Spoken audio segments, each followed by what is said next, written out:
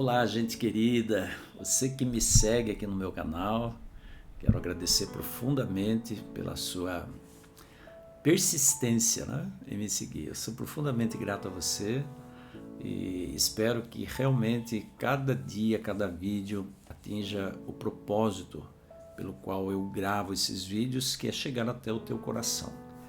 Não através de mim mesmo, mas através da palavra de Deus. É isso que importa para mim, tá bom?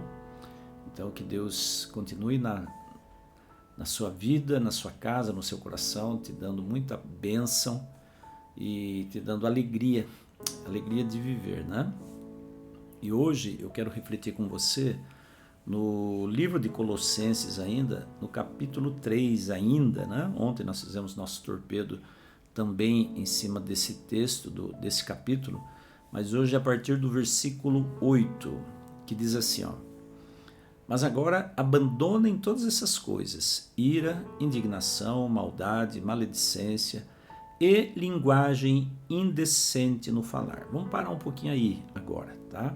Quero focar aí, tudo isso que a gente leu aí, ira, indignação, maldade, maledicência, tudo isso é mais do que lógico, que não deve fazer parte da vida do cristão.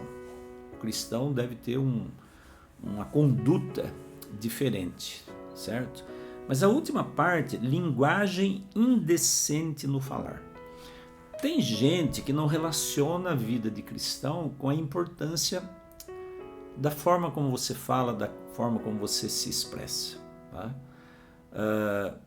Nós vimos aí bem lá atrás no nosso projeto Torpedo 365 a história de Pedro, que negou Jesus, e antes da terceira vez que ele negou Jesus, negou que conhecia Jesus, a pessoa que abordou ele falou para ele assim: você também é um discípulo dele, porque o teu modo de falar te denuncia. Pedro caminhou com Jesus 3 anos e meio. Ele conheceu Jesus, fez uma faculdade de 3 anos e meio e Jesus então morreu. Mas nesses 3 anos e meio, Pedro ele adquiriu uma nova forma de falar, uma nova maneira de falar. Ele era um pescador, vivia acostumado com a vida dura, a vida rude, da vida de pescador. A vida naquela época, acredito eu, era muito mais difícil do que hoje, mas ele adquiriu uma nova maneira de falar, uma maneira refinada, uma maneira pura, porque o contato com Jesus fez com que ele se transformasse. Então, quando Paulo fala aí sobre a linguagem decente, que são uma das coisas que a gente deve abandonar, Paulo está dizendo exatamente isso, que a pessoa que caminha com Jesus, ela tem um jeito diferente de falar, ela tem um jeito diferente de se expressar, de tratar o outro, porque com as palavras a gente acolhe ou a gente afasta as pessoas. E a linguagem decente, tipo, palavrão, xingamentos, piadas sujas, isso não deve fazer parte do currículo de um filho de Deus. E Paulo continua: não mintam uns aos outros, visto que vocês já se despiram do velho homem com as suas práticas e se revestiram do novo, o qual está sendo renovado em conhecimento à imagem do seu Criador. Então, quando nós nos despimos do velho homem, nós nos entregamos a Jesus, nós adquirimos uma nova natureza, nós concedemos permissão a Deus para que Ele implante em nós uma nova natureza. Então, gente, é assim, tudo aquilo que eu fazia antes de conhecer Jesus deve ficar no passado. E a minha vida daqui para frente, a partir do momento que eu conheci Jesus e a vontade dele para comigo, é uma outra vida, é um outro linguajar, é uma outra forma de se vestir, é uma outra forma de se comportar, é uma outra forma de encarar a vida, o trabalho, a família, o lazer. Tudo se renova em nós, tá? E nessa nova vida, diz o versículo 11, já não há diferença entre grego e judeu, circunciso e incircunciso, bárbaro e cita, escravo e livre, mas Cristo é tudo e está em todos. Esse versículo, ele é chave para a nossa reflexão de hoje. Em Cristo não há diferença de raça, de cor, de religião, de credo, seja do que for. Né? Eu fico muito triste, sabe, quando eu vejo noticiários sobre episódios de racismo acontecendo aqui no Brasil. Ontem ainda eu estava com a minha esposa numa loja do Carrefour. Nós fomos atendidos por um preto, o angolano, né? E nós começamos a conversar com ele. Que pessoa fantástica, que pessoa dócil, que pessoa educada. Nos recebeu ali com tanta ética, tanto respeito, tanta educação. E eu comentei com a minha esposa depois, como é que uma pessoa pode não gostar de outra simplesmente por conta da cor da pele? Esses dias eu estava lendo alguns artigos, algumas reportagens sobre a Ku Klux Klan, né, nos Estados Unidos, que ainda tem atividades lá nos Estados Unidos. Né? O preconceito racial, infelizmente, está se tornando cada vez mais frequente no Brasil, mas nos Estados Unidos ainda é muito pior.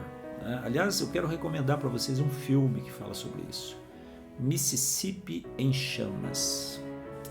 É um filme muito bom, antigo, mas muito bom, que fala sobre essa questão do preconceito, da discriminação, de como os nossos irmãos afrodescendentes foram e estão sendo discriminados simplesmente por conta da cor da sua pele. Né? É muito triste quando a gente vê, como aconteceu essa semana, noticiários de mulheres não querendo entrar no elevador com um humorista conhecido, né? Porque ele era preto, porque ele é preto, né? Então ela chama ele de bandido, de ladrão. Lá em Goiás, uma outra mulher, né, discriminou também a atual esposa do marido dela, dizendo que ia queimar ela e o menino, porque preto merece morrer, preto com branco não dá certo. Esse é o pior estágio da bestialidade humana. É o pior estágio possível, ao meu ver, da bestialidade humana. Você discriminar uma pessoa por causa de cor de pele, por causa de nacionalidade, por causa de condição financeira, por causa de condição cultural, né? Mas a cor da pele é o que está pegando mais hoje, né? No nosso país, infelizmente, é uma bestialidade sem tamanho. Né? E Paulo, ele fala assim que em Cristo nós todos somos um. E quando eu citei a Ku Klux Klan, eu citei porque a Ku Klux Klan, eles têm uma prática, né? Eles usam aquele capuz branco e eles queimam uma cruz normalmente, certo? Porque essas pessoas que advogam, né, o direito de se chamar cristão, e normalmente essas pessoas estão ligadas a algum movimento religioso, elas estão simplesmente sujando, manchando o nome de Jesus quando elas se dizem cristãs e têm atitudes preconceituosas, discriminatórias contra os nossos irmãos pretos, por causa da cor da pele. Então, gente, é um negócio doido quando pensa nisso, né?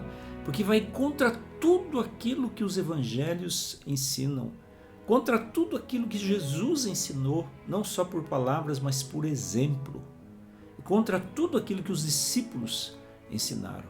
Quando Paulo escreveu esse texto, foi naquele contexto de o evangelho estar se expandindo pelo mundo, em que o próprio judeu tinha um enorme preconceito em relação aos gentios, aos estrangeiros. Tá?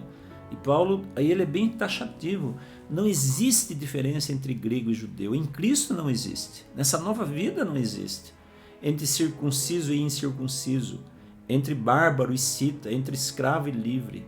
Mas Cristo é tudo, está em todos. Não importa onde você nasceu, qual a sua condição financeira, qual a sua condição cultural, qual é a sua condição familiar, não importa.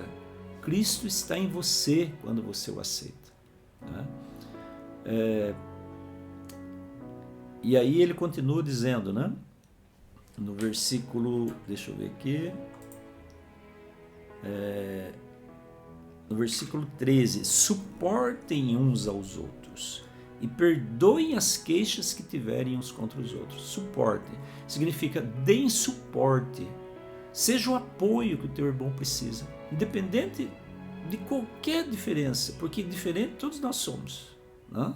Todos nós somos os mais de 8 bilhões de habitantes desse planeta. Somos diferentes uns dos outros.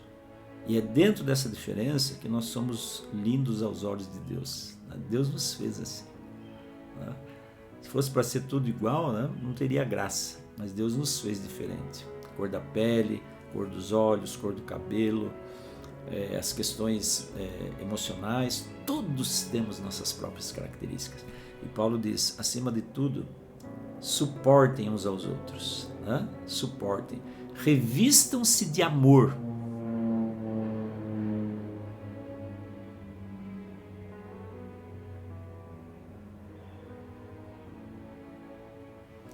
Revistam-se de amor, deem suporte, seja o apoio que o teu irmão precisa.